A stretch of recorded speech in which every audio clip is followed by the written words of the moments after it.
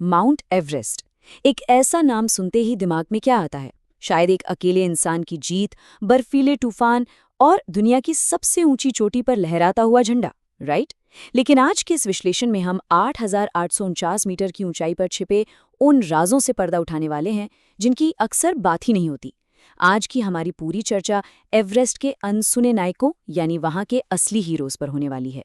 TV और किताबों में तो यही लगता है ना कि कोई पर्वतारोही अकेले ही पहाड़ों को जीत लेता है। एक्चुअल डेटा एक बहुत ही अलग कहानी बताता है।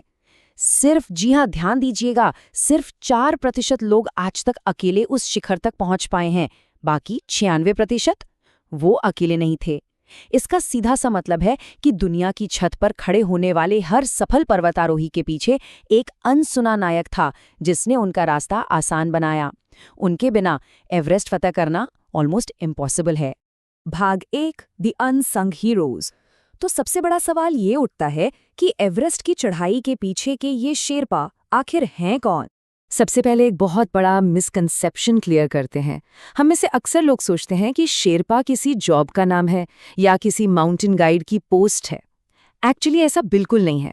शेरपा एक विशेष मूल जातीय समूह है, एक समुदाय है जो सदियों से माउंट एवरेस्ट की ढलानों और हिमालय की इन ऊंची चोटियों के बीच रहता आया है। ये विशाल पहाड़ उनका वर्कप्लेस नहीं, बल्कि उनका घर है, उनकी जन्मभूमि है। अगर हम इतिहास में थोड़ा पीछे जाएं, ठीक 1953 में, तो ये वो साल था जब पहली बार 2 लोगों ने एवरेस्ट के शिखर पर कदम रखा था। एक न्यूजीलैंड से थे और दूसरे एक शेरपा।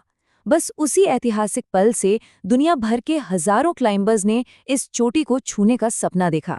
लेकिन सच्चाई ये है कि तब से लेकर आज तक हर चढ़ाई पूरी तरह से शेरपाओं की एक्सपर्टीज और उनके बनाए रास्तों पर ही निर्भर रही है। भाग 2, गेटवे टू माउंट एवरेस्ट। चलिए देखते हैं कि पहाड़ की मुख्य चढ़ाई तो दूर, सिर्फ उसके बेस तक पहुंचना ही अपने आप में कितनी बड़ी चुनौती है। असली चढ़ाई तो बहुत दूर की बात है। उससे पहले एक लंबा और थका देने वाला ट्रैक होता है ताकि शरीर ऊंचाई का आदी हो सके। पहले स्टेप में लुकला के लिए फ्लाइट लेनी होती है। फिर 3,440 मीटर की ऊंचाई पर नामचे बाजार तक कई दिनों का ट्रैक करना पड़ता है। उसके बाद कहीं जाके 4,800 मीटर पर बेस कैंप आता है। इस पूरे सफर में बॉडी को अक्लाइमेटाइज करने के लिए बीच बीच में रुकना बहुत जरूरी होता है, वरना आगे बढ़ना खतरे से खाली नहीं।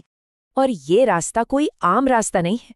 शुरुआत होती है लुकला से, जहां 1986 में बना दुनिया का सबसे छोटा और शायद सबसे खतरनाक रनवे है, पहाड़ों के ठीक बीच में। फिर आता है नामचे बाजार, जो शेरपा समुदाय का कल्चरल और कमर्शियल हब है। यहाँ सबसे बड़ी चुनौती क्या है? ऑक्सीजन। हवा में ऑक्सीजन का लेवल गिरकर सिर्फ 64% रह जाता है। अगर यहाँ रुक के बॉडी को अडेप्ट नहीं किया तो फेफड़े आगे काम ही नहीं करेंगे। वैसे आगे बढ़ने से पहले एक और ज़रूरी पॉइंट पर ध्यान देते हैं। 1 अरब लोग हिमालय से आने वाला पानी पीते हैं। अगर हिमालय नहीं तो जीवन नहीं। ये कोट सच में सोचने पर मजबूर करते हैं, है ना? ये पहाड़ सिर्फ चढ़ने के लिए नहीं है। हिमालय एक तरह से पूरे एशिया के लिए एक विशाल वाटर रिजर्वॉयर है। नदियों का स्रोत होने के साथ साथ ये उन जानलेवा ठंडी हवाओं को भी रोकते हैं जो अगर सीधे आ जाएं तो इन क्षेत्रों में जिंदगी सर्वाइव ही नहीं कर पाएगी। भाग 3, द जेनेटिक माउंटेन एडवांटेज। अब उस सवाल पर आते हैं जो हर किसी के दिमाग में आता है। जब आम इंसान वहां सांस लेने के लिए तड़प रहा होता है, वहां शेरपा इतनी आसानी से 50% ऑक्सीजन पर कैसे रह लेते हैं? एक नंबर बताऊं? 100 किलो। सुनकर हैरानी होती है ना? जहां आधी ऑक्सीजन में एक कदम बढ़ाना मुश्किल हो जाता है, वहां शेरपा 100 किलोग्राम तक का भारी सामान और इक्विपमेंट आसानी से अपने कंधों पर उठा लेते हैं। और सच में वो ये इतनी नेचुरली करते हैं जैसे कोई अपने पास वाले सुपरमार्केट से सामान ला रहा हो। उनकी ये शारीरिक क्षमता सच में अविश्वसनीय है। इस बेमिसाल ताकत के पीछे आखिर साइंस क्या है? एक नॉर्मल क्लाइंबर 8,000 मीटर पर बिना ऑक्सीजन टैंक के आगे नहीं बढ़ पाता, लेकिन शेरपा? यूरोप और अमेरिका के वैज्ञानिकों ने जब इस पर रिसर्च की तो उन्हें पता चला कि शेरपाओं के पास एक नेचुरल जेनेटिक एडवांटेज है। उनके खून की लाल रक्त कोशिकाएं यानी उनका हीमोग्लोबिन ऑक्सीजन के साथ इतनी कुशलता से जुड़ता है कि उन्हें कमी महसूस ही नहीं होती। आप कह सकते हैं कि ये पहाड़ उनके खून में ही बसे हैं। और जब इस जेनेटिक फायदे और माउंटेन स्किल्स का मेल होता है ना, तब बनते हैं वर्ल्ड रिकॉर्ड्स। जरा इस बारे में सोचिए, सिर्फ 18 साल का एक युवा शेरपा दुनिया की 14 सबसे ऊंची चोटियों पर चढ़ने वाला सबसे कम उम्र का इंसान बन गया। या फिर किंग ऑफ शेरपास को ही ले लीजिए, जिनके नाम 16 गिनीज वर्ल्ड रिकॉर्ड हैं और जो अब तक 31 बार एवरेस्ट फतह कर चुके हैं। इनके लिए रिकॉर्ड तोड़ना सच में रोजमर्रा के काम जैसा है। भाग 4, चढ़ाई की असली कीमत।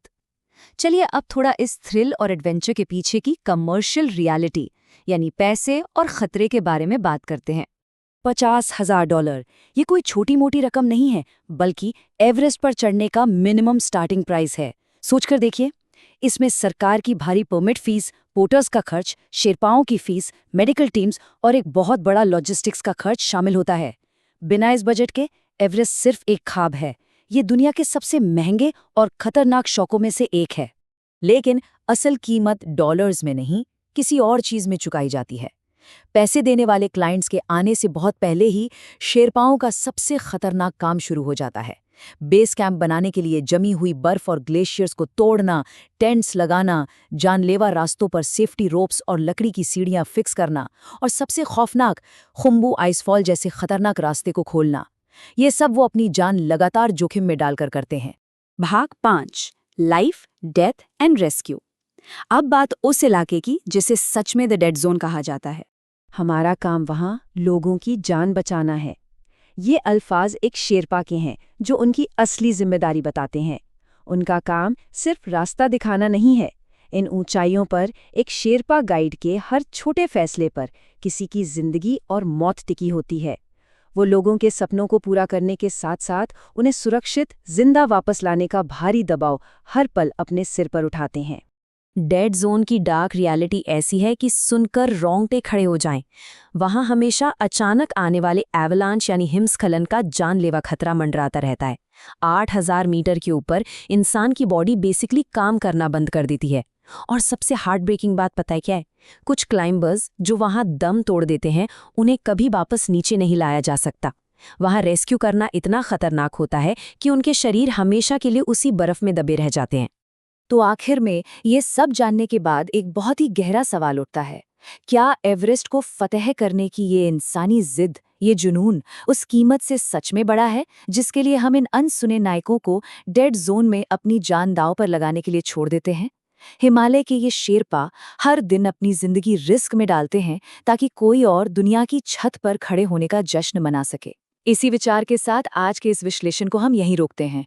इन अद्भुत शेरपाओं की कहानी को करीब से समझने के लिए हमारे साथ जुड़े रहने के लिए बहुत बहुत शुक्रिया।